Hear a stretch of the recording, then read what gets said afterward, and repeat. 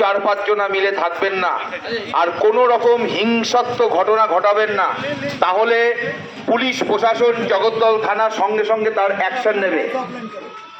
এইটুখানি বলবার জন্য আপনাদের কাছে আবারও অনুরোধ করছি। আগামীকাল নির্বাচনের ফলাফল, তাই জগদ্দল থানার পুলিশ আজ মাইকিং করে ও কেন্দ্র বাহিনীর সঙ্গে নিয়ে এলাকা পরিদর্শন করলেন। নির্বাচনের ফলাফল ঘোষণার জন্য আগামীকাল 144 ধারা জারি করা হবে বলে জানালেন। জায়গায় কেউ 4-5 জনা মিলে থাকবেন না, আর কোনো রকম হিংসাত্মক ঘটনা ঘটাবেন না, তাহলে পুলিশ প্রশাসন জগদ্দল থানা সঙ্গে সঙ্গে তার অ্যাকশন নেবে। এইটুখানি বলবার জন্য আপনাদের কাছে। नमस्कार, मैं जगदल थाने के सामने उपस्थित है और जगदल थाने के द्वारा तमाम जगहों पर जो लूटमार किया जा रहा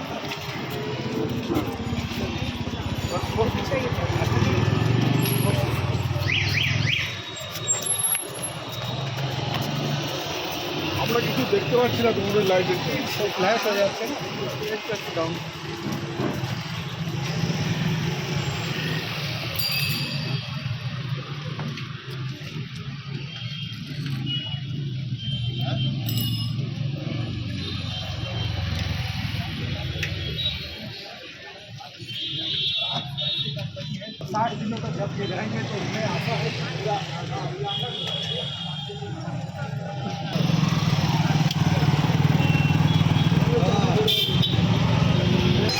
আগামীকাল বিধানসভা নির্বাচনের ফল ঘোষণা আপনাদের উদ্দেশ্যে জানানো হচ্ছে যে আগামীকাল কেউ কোনো সন্ত্রাসের মধ্যে জড়াবেন না, এবং কাল পুরো এলাকাতে 144 ধারা জারি থাকবে, যেটা বিএনএস এর 163 ধারা।